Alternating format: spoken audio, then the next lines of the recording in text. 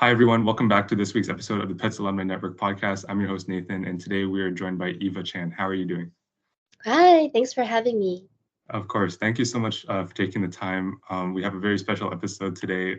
We have a whole laundry list of accomplishments from you.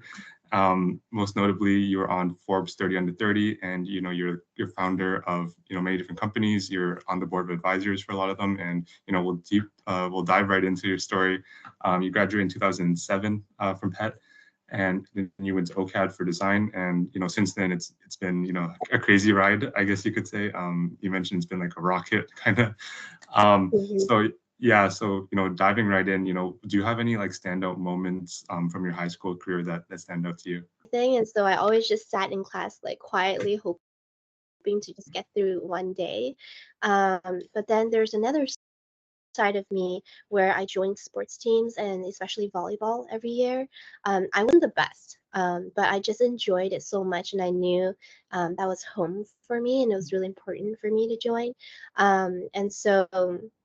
I think there was one year where on the team um, we were we were doing very well, and um, it's very obvious, who the MVP is when you play, and it's always kind of like the strikers, the people who hit the most points.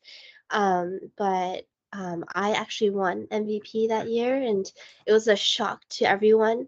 I think some people were angry, some cried, but I think now that I, roll back and see why that happened as an adult, I think the coaches really wanted to give out a precious lesson, right? Like an MVP isn't just someone who is like shooting or hitting all the like scoring. It's a team player, and it's someone that lifts the team. And I don't know, maybe I did that. But I definitely wasn't a bully in any way, and I was always trying to be inclusive. At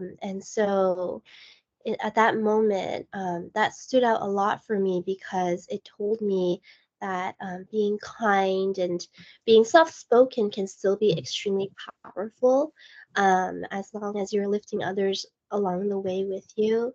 Um, so, yeah, that stood out, and I still carry that with me till today with our founders. Yeah, no, that's a great theme. Kind of lifting other people up, not necessarily being, the most flashy one, the one who, has all the top line stats, but someone who is a great leader, Hmm. which we'll touch on later, and someone who brings others up. And you've done a lot of those things, later on in life. So we'll definitely, touch on that later. Towards the end of high school, the next big decision, I guess, for you was, post secondary. What are you going to do? What were some of the kind of the decisions that you made that led you to study design at OCAD. I was very lucky. My parents are very liberal Asian parents, and I had an interest for design and art at a very young age. But I wasn't, the smartest kid on the block. I was very well-rounded. I did sports. I participated, volunteered, and um, I got on the honor rolls once in a while. But there were some courses that I just couldn't get into. For example, like York design program. Um, I can't get into that because I didn't have the marks. Or Ryerson's interior design program. I couldn't get into that because you also needed a math aspect to it, right? And so I just chose a place that honestly accepted me. And so I went to OCAD, and by chance, that was actually the greatest thing for me because I was in the core of downtown, surrounded by culture and other disciplines. And although I didn't enjoy going to OCAD, I discovered that I was actually more of an extrovert than an introvert. I wanted to be a person that enjoyed design and art, but also wanted to find ways to apply that elsewhere in the world. Um, and yeah, by going to OCAD, it exposed me to doing that. So I think you touched on a few good points. Being well-rounded. Obviously people, a lot, especially at PET, care just about marks, but there's a lot of other aspects that make you a well-rounded person and bring value into other aspects. And then you kind of spoke on working with other, disciplines. So, being downtown, I think we talked a little bit offline, used to hang out with, engineers at, U of T, Ryerson. And what were some of kind of like the biggest lessons you learned from, meeting people from like other disciplines? Yeah, I think like whenever we head into a discipline and study a certain major, you put yourself in a bubble. And that's powerful, right? You become an expert, you dive in, you learn, and you meet others in the field that challenge you, right? But it's also very dangerous to be so narrow-minded. I think you're more powerful when you can expand your learnings and your knowledge. From other disciplines and see how you can connect all of those learnings together. And when so I snuck next door into Ryerson at U of T, hung out at Hart House a lot, because I was craving more than just being a designer. I wanted to understand business, what the hell is finance, what is accounting, and when I went into the campus, I just literally just sat in a lecture room. I walked in randomly, and no one knew I didn't belong. And I still remember the prof pointing at me to answer a question one time, and I got extremely nervous about it, but haha, I still learned something. And by spending time there, I met a lot of engineers, and they were hosting these monthly workshops to talk about entrepreneurship. Like this was like 20, I don't know, like 10, 11, when the word startup was really buzzing and building and becoming cool. And so every month they would host workshops on how to build a team, how to fundraise, how to um, build a pitch deck. And that was really cool for me. So I raised my hand and said, hey, please let me join. I'm a designer. I'll create all your posters. I'll create the website. And so I became part of the team for 2 years. You having an interest working in kind of like finance, and that's kind of brought you to where you are today, investing in a lot of these companies, overseeing all these like Series A fundings, things like that. So coming out of OCAD, what was it that, you vaguely like broadly kind of wanted to do? So you studied design, like, did you always kind of know that was your long-term plan, or did you just kind of want to use it as a stepping stone moving forward? I always knew there I had to be part of design, but I never understood how to apply design into the world in a way that I wanted to. I knew very quickly the hard nose. I didn't want to be a designer that painted or used their laptop for like hours upon hours, just grinding out like a picture of some sort. I didn't want to do that. I wanted to spend time thinking, using design thinking to solve problems in the world. And so I wanted to find ways to apply it to other industries, to innovate or build brands that actually perform, or utilize this I call superpower now to all designers and marketers out there. Um, for towards brands that are worth coming to life in this world. And so, um, yeah. Yeah. So after, you graduated, we talked a little bit offline, you worked for like a beauty subscription company, and it was kind of that like company where you started taking a little bit more ownership, and it kind of gave you the idea, for your first startup. Can you kind of like walk us through, how the idea for, your first startup kind of came to be? Yeah, I joined that company making $700 an hour, like a month, by the way. I didn't make any money. It was net negative at the end of the day. But because I put myself forward to just exercise my skills and gain new skill sets, and to get exposed to the entrepreneurship world that I was really excited by, I learned how to run a company. And after we sold that company, I started another one with the core team, and literally just looked at what we were really good at and what we were not good at, and build a better company out of it.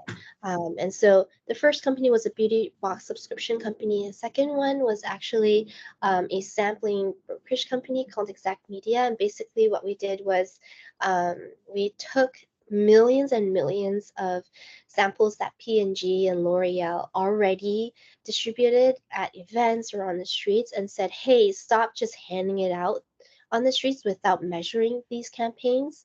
Why don't you give it to us and we'll place them in outgoing e-commerce parcels? And so finally, you can actually target a very specific demographic and also at home with their relevant purchase.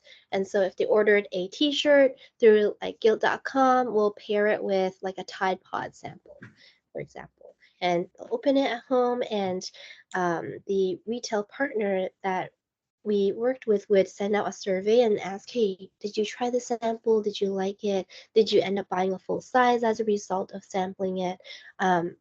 And that company grew from 4 team members to 50 in just 2 years. Raised around, I was no longer a designer by trade. I was actually using a lot of my thinking on how to like go from 0 to 1 on how to build this team, how to build this operation, how to move a million samples from east to west coast. I'm building these processes that later translated into how do we build a team for it, or later how do we translate that into technology so that we can remove a lot of the manual tasks here, automate it, build a marketplace so that brands and retailers can create their own campaigns. Um, and yeah, I've experienced like culture growth pains, all sorts of growth pains in a matter of 2 years. Mhm. So it sounds like, you're combining a lot of like marketing, operations, IT, HR, a lot of different, business facets. How would you kind of say you kind of like pick them up on the fly? Do you have any like tips on, how to pick something up for, someone who doesn't have like a business background and kind of just had to be Mhm. thrown into it? Yeah, I think it's really important to surround yourself with people. Um, I- I'm a huge believer of like the power of who. Um, that meaning like you yourself, you own a lot of knowledge, right? Like you know how to do something, but that's all you know, like that's just you, right? And the moment you expand into like another person and ask them about their knowledge, then you suddenly expand your knowledge, right? And it's so powerful when there's people who've done it already. There's so many folks now who've built the company, and there's so many folks who made a lot of mistakes, right? And so I don't think building a company nowadays is hard. There's just so many resources and tools that are so much more accessible nowadays. Going from 0 to 1 is very easy, right? You can get off to the ground very quickly, um, and the hardest part really is figuring out how to get revenue, find product market fit, and then sustain growth after. hmm So like after that, you were awarded, a very high, accolade, the Forbes 30 under 30. How did that all come to be? Like, what was your reaction like when you like heard, how did they reach out to you and like how did it make you feel? I guess is the big question. Yeah, I think like the Forbes 30 under 30 award is so like, whoa, it's so cool. Um, and I'm not trying to like poke fun at it, but um, I think the coolest thing about it is just the network that opens up from that and the community of folks who are on the same wavelength as you. It's all builders, all folks who get it. And building a company and being an entrepreneur can be a pretty lonely journey at times.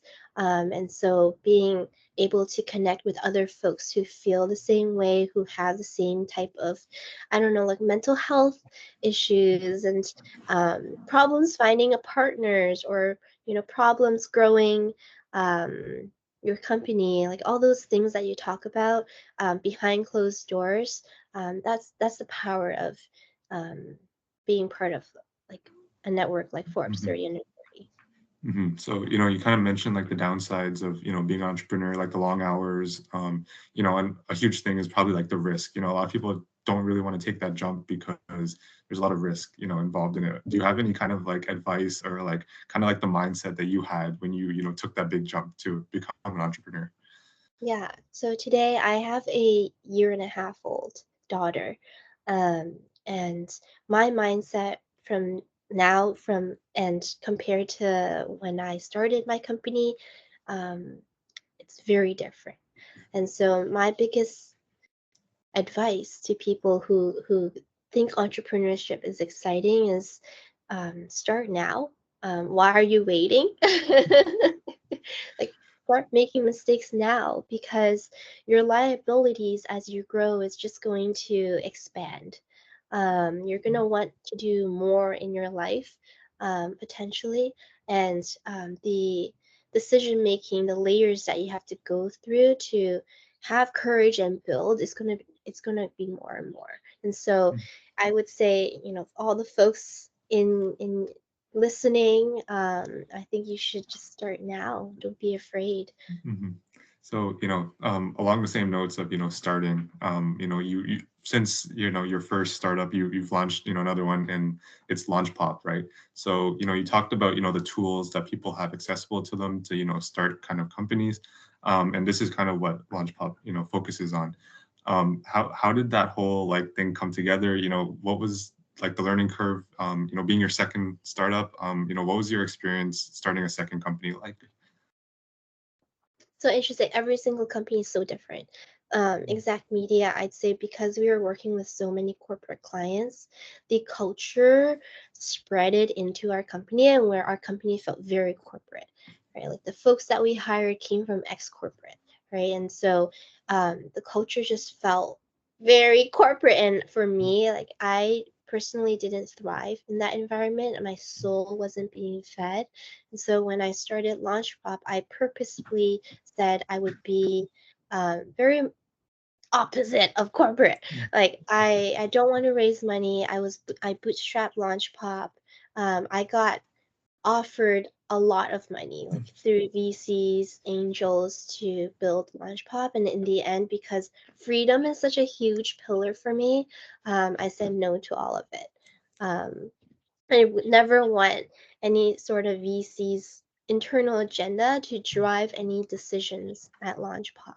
And so today I build Launchpad with the philosophy that it's just a platform for us, and it needs to serve the lives of the team members. And what that means is we don't have sales targets here that are lofty and audacious. Um, because there's no meaning to that. Who's it for? It's for nobody, but ourselves. And so it, what sales goals do we set is honestly based on everyone's personal growth plans. Like, what do you want to achieve? Are you trying to move out and you want to get a place to rent? What does that mean for your income? What's your expenses going to start looking like? Are you trying to buy a home soon? In the next few years, let's talk about that. And once I understand everyone's growth plans here, then I start building our sales plan. That's it. It's really simple. And sometimes it means just a small percentage growth every year. And Mhm. when you can do just that, and you're accomplishing everyone's life's goals, that's so powerful Mhm. and meaningful. Yeah. So a big like underlying, you know, like message is culture, right? And we didn't touch on this before, but you're currently living in California. You know, and you talked about, you know, the corporate side versus, you know, a lot of the startups and tech, you know, industries in California, they're known to have, you know, a very different culture. Did you notice like a huge, you know, culture change when you moved from, you know, Ontario to California? Oh, huge. I didn't realize how diverse Toronto is growing up. I think I took that for granted. I never felt like I was like a Asian that stood out because there's so many Asians everywhere and there's like different cultures, 5 different cultures in a room in a restaurant at all times, right? And even our cuisine in Toronto is all fusion, right? It's amazing. And then there's authentic pockets too. It's just builds diversity in every corner. And you take that for granted growing up until you move out. And I moved to Santa Monica and lived there for like 4 years. And I was always the token Asian everywhere I went. And very quickly, like I felt like my world was shrinking a little bit, and I had to be stronger. And see, okay, how can I stand out because I am already standing out, and leverage that. Um, Mhm. so yeah, I took Toronto for granted. Mhm. So then, how do you kind of incorporate, your culture and, a big thing on, this podcast is like not forgetting like where you came from, obviously, targeted towards, kids who went to PET, growing up in Markham. How do you kind of incorporate that, sense of culture into what you do now? Well, I would say I am very proudly like running a company that's 90% Canadian team members. I hire back from OCAD all the time. I only hire designers from OCAD mostly. And um, a lot of our talent's just from Canada. And Mhm. then with being in California, how do I find a sense of home? Um, I actually co-host Asian community parties, just like rent out a home in Beverly Hills and invite like hundreds of people to come out, and that's how I build home. So you touched before about being the MVP, Mhm. what it means to be a leader, what it means to bring other people up, and then you explained how Launch Pop is really not necessarily like revenue first. Like you don't set these crazy sales targets. You try to take care of your employees, your stakeholders, all these things. Is there anything you can speak on more about being a leader and what it really means to you? Yeah, I think being a leader, at least at Launch Pop, and what my role is to be a great listener, and have a lot of empathy for our team members. I used to be that person that was like almost micromanaging folks, and mistakes made me angry. Um, and I attribute that to my upbringing because um, I wasn't I didn't want to make mistakes. I wanted to be like the smart cookie, um, and I thought being smart would make me more powerful, right? And that's the way it should be, right? But Mhm. that's how it is. We were brought up by our schools to like garner good grades, and that's how you become later on. But at Launch Pop, what I've slowly exercised and worked on is to be less hands-on and let empower team members to do their best, um, by giving them the tools they need, and I don't need to be there. Mhm. Yeah. And also accept that like mistakes will happen, but the power of a mistake is the learnings that come out of it. Um, and the other piece with leadership is just kindness. I think the word kindness is so simple, but very hard to exercise in a world where um, people are building their babies, right? Their companies. It's really precious. It's emotional. It's a launch. People are stressed, and so like when you have all these different ingredients involved, kindness is very hard to come out in those Mhm. environments. So um, for us, like kindness is so important. If you're not kind to us and we're not kind to each other, it doesn't mean anything. It's not worth it. Mhm. And so, for example, as a leader, I need to protect my teams, um, the culture here. And so, if there's ever a founder who doesn't respect us and is not kind, um, I will actually fire them, the founder. And that's how I protect my team and garner the respect that Mhm. we need. Mhm. Yeah. So, you talked on big learning points throughout your years. If you were to restart, like right now, if you were to restart back when you were, like 10 years ago, what's something that you would kind of do differently this time? Yeah, so I was brought up thinking that like every dollar I have to save. I can't hold debt. You know, like my mom is a proud penny pincher, coupon cutter. Like she's really good at that, and that's a superpower. And then my dad's the opposite. He's like the guy that's like spend the money or it's not yours. You know, you can't experience life without it, right? And so I had this like weird feeling growing up that like I can't have debt. I'm so scared to borrow money. I like everything like that. And if I could rewind time and get a different learning, and that would be to understand what debt means. And there's many layers of what debt is. One is like bad debt, and then there's good debt, right? Good debt is when you like, take debt and you're like investing in something so you can grow and expand. And so, for example, if I take debt to build a company, that could be very powerful, or take debt to go to school and learn and grow as an individual, that's very powerful, right? Um, and when I was starting Launch Pop um, on my own, I was very afraid of getting debt, and I actually started looking at VC money first, but not understanding that I don't need VC money. I'm profitable at day one. Like, why do I need it? Because I think like in the tech world, we're told storylines of raising money with X VCs, Y VCs, right? And that's the headline you want to achieve as success, right? But when you break down the model and really understand what you really need, sometimes it's just debt, and sometimes it's just borrowing money.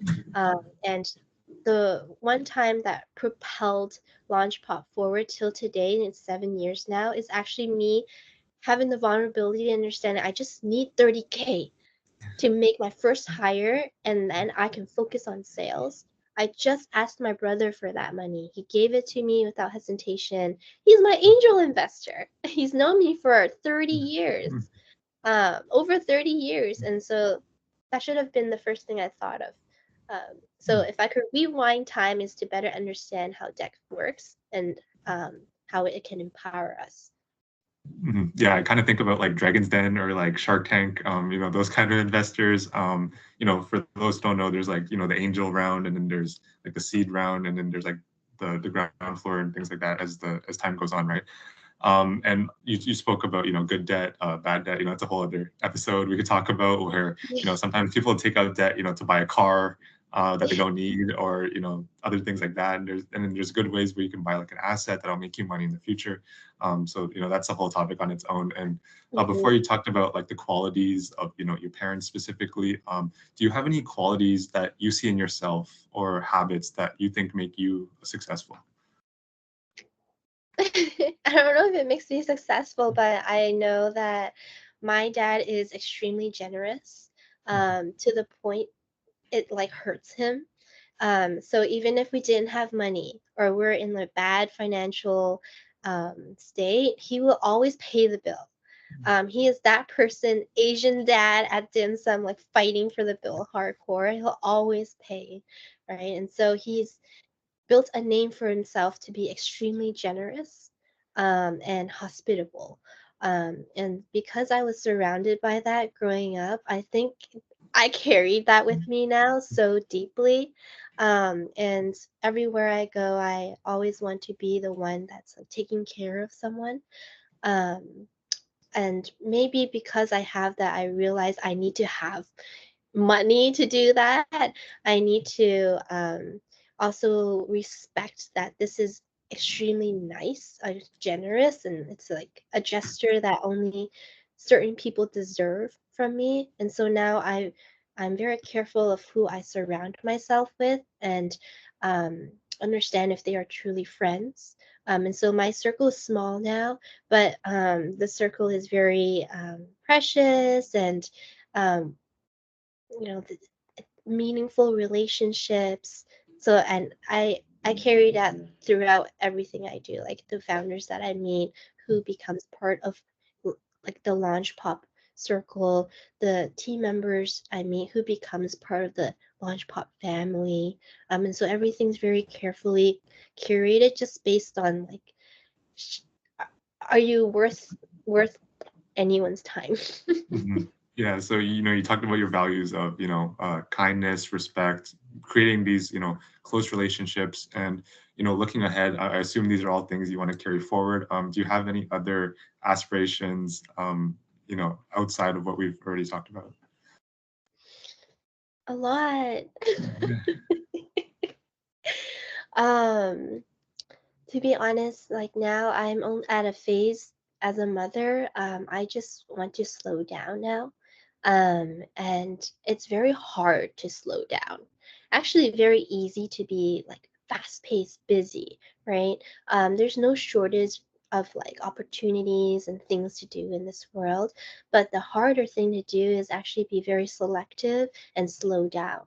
And so, since last year, I've started creating boundaries for myself and rules for myself on, for example, like when I do work. I only work Tuesdays and Wednesdays now from like 10 to 2 o'clock. And I will pack my meetings no matter what, like just hustle for a couple hours. And then the rest of the day is for me, for family, for friends, for me to grow, for me to do things that like slow down, like gardening. Those are the things I love. And I try to instill this type of thinking now to my team members so that, um, they could go out into the world and get inspired and take in more so that when they have to put out work, they've already been inspired and they can do their best work. So, you talked about, doing things you love and recharging, like you mentioned gardening. Do you have any other like piece of advice for anyone who's listening? Um, I would say learn about finance early, and not just about your accounting vocabulary. I think it's really important to learn about personal finance and wealth building very early on. There's so much power to compounding interest, and you can only reap the rewards of compounding interest it, back when you like start now, and it's already too late, right? Like it's not never too late, but like you've already lost the interest if you didn't do it before. So doesn't matter what industry you're in, doesn't matter what age you're in. I don't care if you're rich or poor. That's literally the one thing that like everyone should do in life, to build wealth for long term. So would you ever consider, going to school to study, an MBA or like Master's of Finance or like an accountant? Like, is that ever something that you've thought about based on your work? I believe like whatever I do every day is like a living MBA. Mhm. Um, and you learn about business and it's forever changing. And you go to MBA to build a network with folks. You can do that every day without an MBA. Yeah. Mhm. No. So you kind of just like said you don't need that, You don't need Yeah. Okay. in the Um, work. yeah. So wrapping up for us, do you have any other pet alumni you'd like to nominate to be on this episode? Yes. So in the beginning, I did mention that like I was like well-rounded, but I wasn't always the smartest chick on the block. Um, but I had a lot of friends who were smart, right? And there's this one individual whom I thought was extremely smart in school, and sometimes even asked her, "Hey, can I just like look at your project, and just see how you did it?" I'm not copying, but I just want to be inspired. And I looked up to her a lot. Until today, it's been so many, so many. She went to SF for her career. I went to LA, and um, she lives in Mark, and we're still connected. She literally sends her mail to my house here. And that's Janice Kwan. I want to nominate her. Thank you so much. Thank you everyone so much for watching, and we'll see everyone next week.